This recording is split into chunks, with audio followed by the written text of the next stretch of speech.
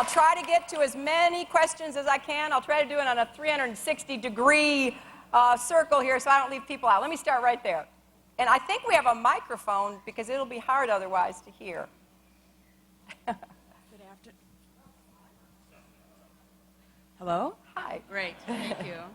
Good afternoon, Senator Clinton, and thank you so much for being here. We are thrilled. I am so excited that there is a female candidate running for president in the White House, and it's about time, if not past time, that we had a woman president in the White House. Thank you.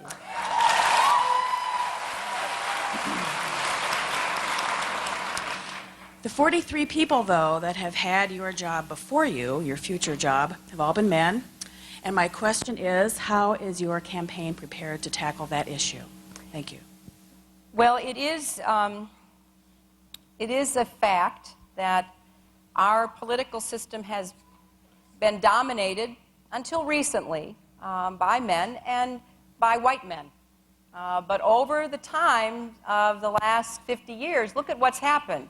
We've had an increase in political participation and people running for office from different ethnic and racial groups, and certainly from women. We now have 16 women in the United States Senate. And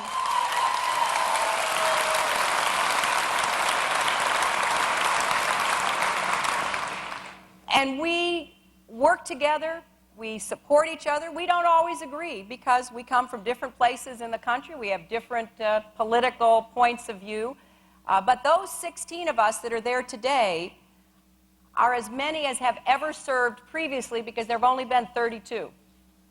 So you see, we're at a point where the numbers are increasing. And think of what it felt like when you saw Nancy Pelosi become the Speaker of the House of Representatives.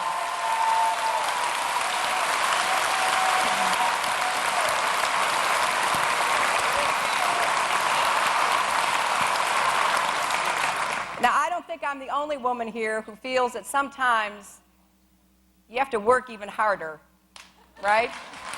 And I am prepared to do that. I will work as hard as I can in this campaign, but let's remember the most important thing is what happens in January 2009. The campaign has to be a beginning that leads to an agenda that can bring a majority of Americans together so that I can make the tough decisions we're going to confront. Because I fear that our current president and vice president are going to leave a pretty big hole to be dug out of. And so,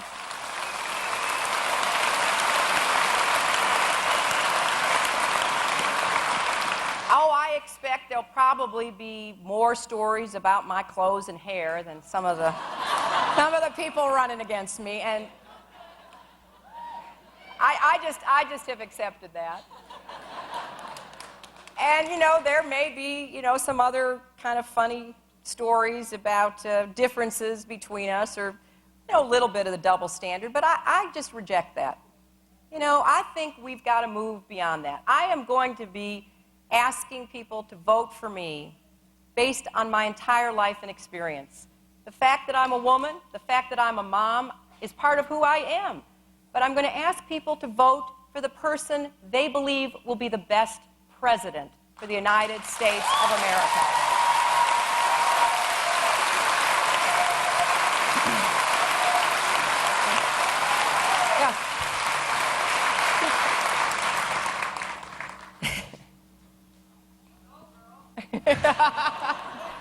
Go with me.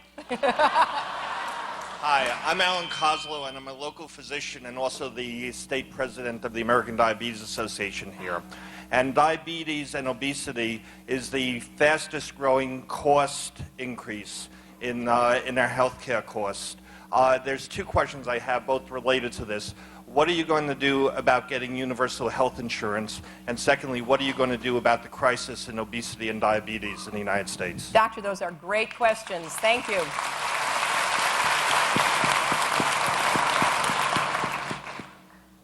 I am committed to universal health care coverage. And I believe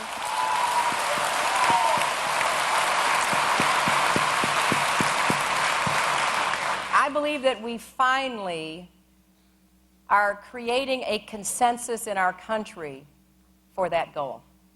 You know, I remember all too well, back to 93 and 94, and I understand how hard it is, but I think we as a nation now have so many more years of experience. The problems we were trying to address back then are still with us. In fact, they're worse. We have even more uninsured Americans. We have more and more businesses feeling under tremendous global competitive pressure and are cutting back and even cutting out health care. We continue to spend more than any other country in the world. You know, we spend 16% of our entire national income on health care. The next highest spending country, either Canada or Switzerland, spends about 11% of their income. That's an $800 billion difference. And yet, when you look at quality indicators from around the world, we often don't do the best job. Diabetes is a perfect example of that. Because our patchwork of systems is a system for sickness, not for wellness. And so with respect,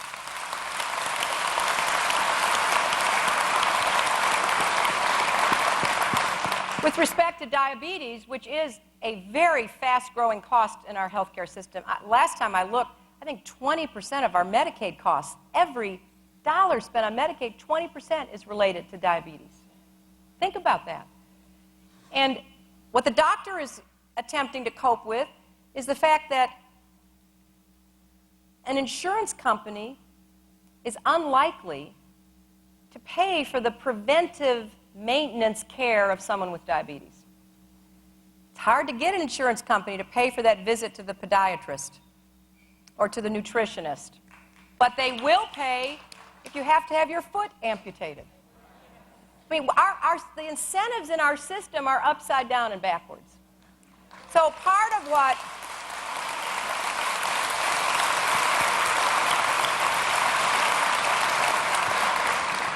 we have to do is bring everybody together. We need our doctors, our nurses, our hospital administrators. We need our employers. We need our faith community. We need public officials. We need everybody to face up to the fact that we are having a crisis in our healthcare system. It is not going to get better unless we act. And we have to cover everybody, we have to improve quality, and we have to contain costs so that the money can be better directed. So I'm going to start by introducing legislation to insure every child. That is what I think we have to begin with.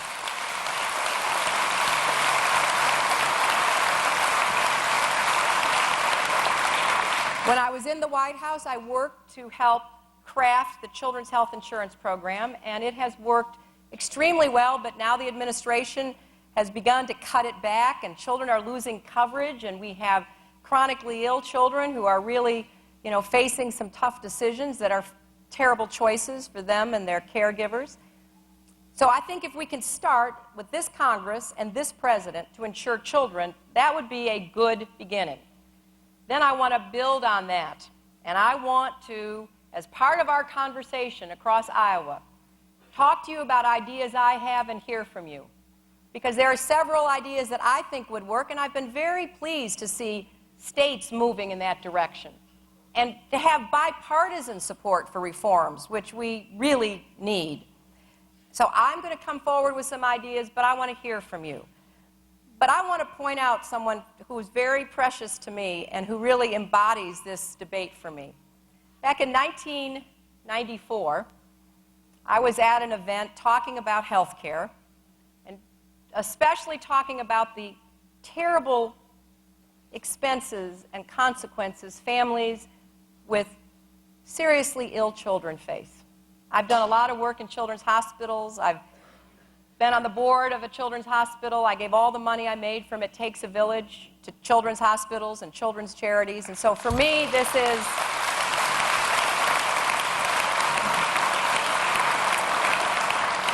intensely personal. So I was at this event, and I was talking, doctor, about everything we needed to do to try to reform health care. And there was this young boy just smiling at me. I mean, his smile lit up the whole room. And so at the end of it, I came over toward him, he put his hands up, and I reached down to lift him up, and he was in a body cast. And that's how I met Ryan Moore. Ryan was born with a rare form of dwarfism, and he and his family faced unbelievable medical expenses. And I have stayed in touch with Ryan and his mom, Marla, and his father, Brian, and their family. His brother, Caden's here today. They live in Nebraska. They live in South Sioux City, Nebraska. And I wrote about Ryan in my book, Living History, because he just won my heart. And Ryan's here with me today, and I'm so proud because his family was able, with terrible effort and with lots of obstacles from insurance companies, to give Ryan the medical care he needed, and he and his mom have stayed in touch with me. And Ryan is now at the University of South Dakota, where I might add he is a 4.0 student.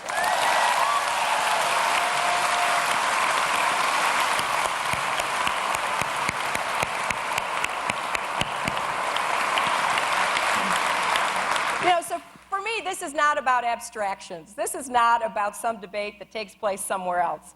This is about Ryan. This is about the many, many children and adults whom I know personally.